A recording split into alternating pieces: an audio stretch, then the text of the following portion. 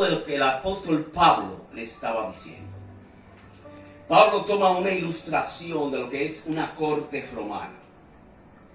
Nosotros, en estos días, estamos viendo con frecuencia juicios donde hay un tribuno, ¿verdad? Es más o menos el mismo parecido. A diferencia que hay una barra acusadora y hay una barra defensora, ¿verdad? En un tribuno romano había siempre un asta o un palo, palo así de grueso, en el medio de la sala. El tribuno se sentaba y cuando una persona llevaba a otro a la corte por una deuda, esa persona hacía que delante de ese tribuno el deudor se comprometiera a pagar esa deuda. Le fijaban una fecha, un tiempo acordado, para que esa persona que debía, en ese tiempo acordado, si no pagaba, usted sabe lo que era la ley romana, pesaba la muerte. Por ejemplo, si yo le debía a Francisco 500 denarios, Francisco me llevaba a ese tribunal, a la corte, y hacía que en un acta, por lo regular, se hacían en papel de papiro o en una... ¿Usted ha visto la panza de los animales? Antes habían gorros, sombreros, de panza de asno. En esa panza que es finita, esa piel, con un bisturí, ¿ustedes saben lo que es un bisturí, verdad? Se escribía el nombre de Román Jiménez con una deuda de 500 denarios a Francisco, que era a quien yo le debía. Yo era el deudor y él el acreedor.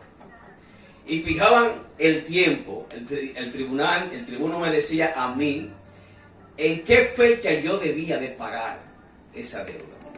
Y yo le decía una fecha aproximada. Y cuando llegaba ese tiempo, ¿sabe qué sucedía?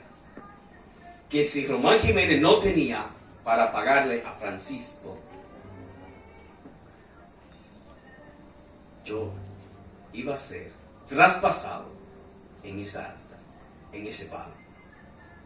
¿Ustedes vieron la pasión de Mel Gibson? ¿Vieron los clavos?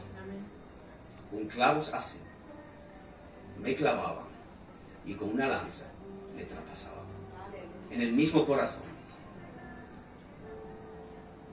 Pero siempre habían jurado, estaban allí, habían hombres que eran ricos y conforme a su bondad, a su misericordia, cuando veían la sinceridad del deudor que no podía pagar, cuando oye los argumentos, en mi caso, si yo le explicaba al juez, mire, yo hice todos mis esfuerzos, me esforcé para ganar ese dinero, pero no me alcanzó. No llegaba al límite, al tope para poder cancelar esta deuda a Francisco. Esas personas que estaban allí, muy ricas, me representaban. Decían, yo voy a tomar el lugar de Román Jiménez. Y yo voy a pagar la deuda que él adquirió a Francisco. Yo tomaré su lugar y pagaré la deuda para que él no muera. Aleluya. Y ese hombre bondadoso, mostrando su misericordia y dándome esa gracia, ese regalo, librando mi vida de la muerte, yo tenía que vivir agradecido. Amén. Ahora entienden lo que Pablo le escribió a la iglesia de Colosas. Comprendieron la magnitud de lo que Pablo le quería decir a esta iglesia, que valoraran lo que nuestro amado Señor y Salvador Jesucristo hizo por ella. vamos a ver cuál fue la deuda que nuestro Cristo de la gloria canceló. Aleluya. Había un acta. Y el texto claramente nos dice que el acta de los decretos, que nos era contraria, que nos acusaba delante de Dios, Cristo la quitó del medio. ¿A qué acta se está refiriendo? En el monte Sinai,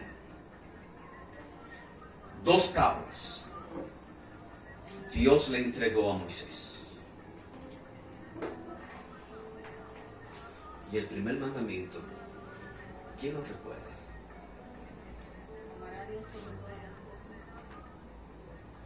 Es el resumen de esa ley. No tendrá dioses ajenos delante de mí, porque yo soy Jehová tu Dios, que te sacó de la tierra de Egipto con mano poderosa. Ahora, el resumen de esa ley. Los primeros 4 mandamientos tienen que ver con nuestra relación personal con Dios. Pero los otros 6 tienen que ver con el prójimo. No robará, no matará, no hurtará, no codiciará los bienes de tu hermano, ni la mujer de tu prójimo. Por eso la ley se resume en esos mandamientos. Amarás al Señor tu Dios con toda tu alma, con toda tu mente, con toda tu fuerza, y a tu prójimo como a ti mismo. Amén. Esa tabla de la ley pesaba contra nosotros. Siempre nos estaba acusando. Desde el vientre de nuestra madre nos acusaba. El salmista David dice que en pecado me concibió mi madre. Y dice que mis ojos vieron tu embrión. Aleluya, poderoso. Que no hay uno ni aun uno. No hay un justo ni hay un uno. No hay quien busque a Dios. Todos se desviaron, todos se hicieron inútiles. No hay quien haga lo bueno, ni siquiera uno. Sepulcro abierto son su garganta. Con su boca solamente hablan engaño y maldad. Veneno de áspide hay debajo de su lengua para engañar. Todos nosotros nos descarriamos como ovejas, cada cual se apartó por su propio camino. Mas Jehová cargó en él el pecado de todos nosotros. Amén.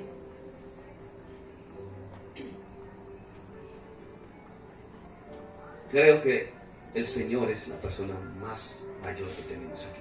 Amén. ¿Cuántos años tiene ese Señor pecando? Toda su vida. Al igual que tú y que yo. Amén. La diferencia es que ahora somos pecadores arrepentidos. Amén. Pero aquellos que todavía no conocen al Señor están bajo pecado, bajo esta ley que lo maldice. Porque maldito es todo aquel que no cumple esta ley. Esta tabla, esta acta de los decretos, siempre estará acusando al pecador. Siempre. Y no hay manera con que pagar el pecado a Dios. Porque la Biblia dice que la paga del pecado es la muerte. Es la muerte. Y no se está refiriendo a la muerte física. Porque dice la palabra de Dios en Hebreo 9:32. Está establecido a los hombres que mueran una sola vez. Y después de esto, el juicio. O sea que a la muerte que se está refiriendo en Romanos 3:23. Dice que en Romanos 6:23. La paga del pecado es la muerte. Mas la dádiva de Dios es vida eterna en Cristo Jesús, Señor. Amén. Así es. Y en Romanos 3:23 dice muy claramente, Dios mío, Aleluya. qué sentencia, qué dura esa sentencia. Bendito sea el nombre de Dios. Dios,